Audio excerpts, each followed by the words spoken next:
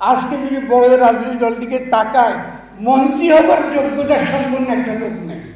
এই রক্ত দিয়ে আমরা এই নতুন গঠনতন্ত্র চেয়েছি, নতুন কনস্টিটিউশন চেয়েছি, কিন্তু আমাদের প্রধান যে রাজনৈতিক দল, যাদের কাছ থেকে আমরা আশা করেছি তারা এই 50 বছরের ইতিহাস বুঝবেন, 71-এর লড়াই বুঝবেন, জিয়া রহমানের লড়াই বুঝবেন, তারা আমাদেরকে নতুন বাংলাদেশ গঠন করতে দেবে। এখন আমি কিছু সতর্কবাণী বলে শেষ করলে সময় খুব কম। আমরা খুবই খারাপ সময় দিকে যাচ্ছি।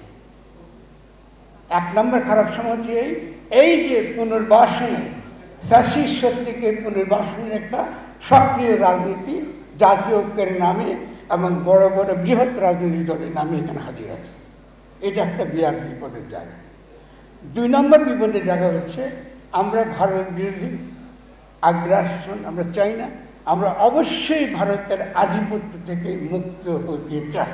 প্রশ্ন আসলে একটা প্রশ্ন সমাধান করবে, তারপরে তার মানে কি আপনারা মার্কিন আগ্রাসন চান? যদি আপনি এটা চান তাহলে আপনাকে ভারত, মার্কিন যুক্তরাষ্ট্র, এমনকি চীনেরও যে অর্থনৈতিক আধিপত্য, সেখান থেকে আপনাকে দাঁড়াতে হবে, শক্তি অর্জন করতে হবে। আমি প্রশ্ন করি আমাদের রাজনৈতিক দলকে অত্যন্ত সম্মানের সঙ্গে, শ্রদ্ধার সঙ্গে, আপনাদের কোনো ক্যাপাসিটি আছে এগুলো ঠেকাবার? আজকে যদি বড় রাজনৈতিক দল দিকে তাকায়, মন্ত্রী হবার যোগ্যতা সম্পন্ন একটা লোক নেই। এটা কি? আমরা এভাবে থাকবো একটা দেশ, এভাবে শোষিত হবে। মার্কিন যুক্তরাষ্ট্র এখন বলছে আমরা সমস্ত কিছু অতি চড়া দামে তাদের কাছ থেকে কিনতে হবে। শুধু তাই না, পচা জিনিস দিল, পচা গম দিল, ওটা আমদানি করতে হয়ে গেছে। জেনেক্সে শিফট করো, লাইফকে লিফট করো। এসব চুক্তি হচ্ছে, আমাদের ইপিজেডগুলো আমাদের দেশকে দিয়ে দেওয়া হচ্ছে, বন্দর দিয়ে দেওয়া হচ্ছে, বিভিন্ন রকম এক্সপোর্ট প্রসেসিং জোনের নামে আমার দেশ কিন্তু চলে যাচ্ছে। কি আড়ালে ভারত আগ্রাসন বিরোধিতা করছি আমরা, কিন্তু মার্কিন যে সকল আন্তর্জাতিক চুক্তি, এই সকল চুক্তির মাধ্যমে দেশের জনগণকে আরও করে এই দেশটাকে আরও ধ্বংস করার যে সকল প্রক্রিয়া চলছে, আমরা তার বিরুদ্ধে মোটেও সচেতন।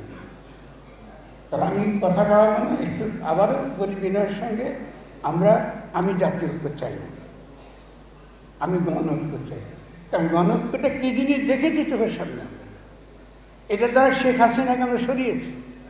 আমি শেখ হাসিনাকে সরিয়ে একটা কি ওই যে পুরনো 1 দফা 1 দাবি, এর সাথে কবে যাবি, আমরা এই গণঅভ্যুত্থানের পরে ওই 1 দফা 1 দাবি হাসিনাতে কবে যাবি, এই বলে আমরা রাষ্ট্রকে দিয়ে ওই পুরনো সমস্ত আজকে মুগ্ধের সঙ্গে, যে আমরা সাইদের সঙ্গে, আরও হাজার শহীদের সঙ্গে আমরা বিশ্বাসঘাতকতা করতে বসেছি। জনগণ এটা ক্ষমা করবে না। যে সকল দলগুলো এই রাজনীতি এখনো পর্যন্ত বহাল রাখছে, বাংলাদেশের ইতিহাস থেকে তারা বিতাড়িত হবে। সবাইকে